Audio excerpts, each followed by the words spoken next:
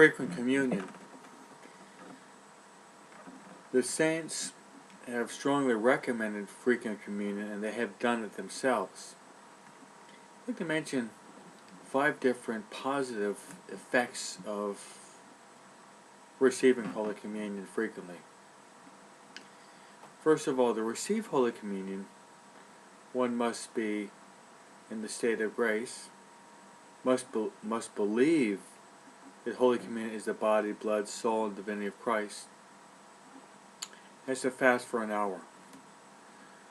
Those are the preconditions. And then, first is that Holy Communion actually purifies our souls of venial sin. It's like a fire that comes and burns away dross and dead wood in our souls, those venial sins. Second, Jesus was the Prince of Peace. He is God with us, Emmanuel.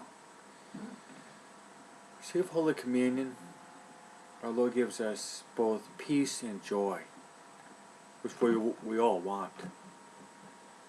Next is that Holy Communion.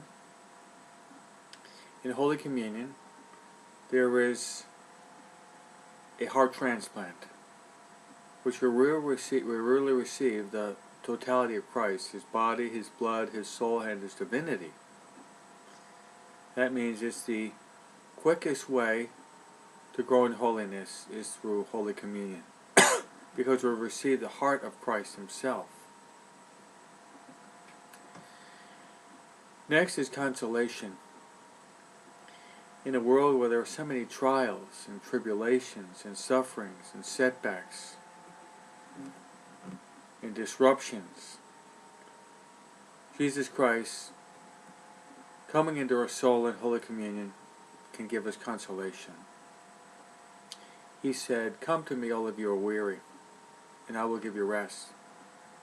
Take my yoke upon you and learn from me, because I'm meek and humble of heart. You will find rest for your souls, for my yoke is easy, my burden is light." Matthew 11:28-30. And finally, the purpose of our existence is to get to heaven. If we receive communion with faith, fervor, and frequently, the 3 F's, then we're going to make it to heaven. Jesus promised. He said in John chapter 6, "I am the bread of life.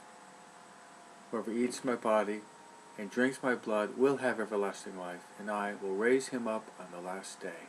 Amen.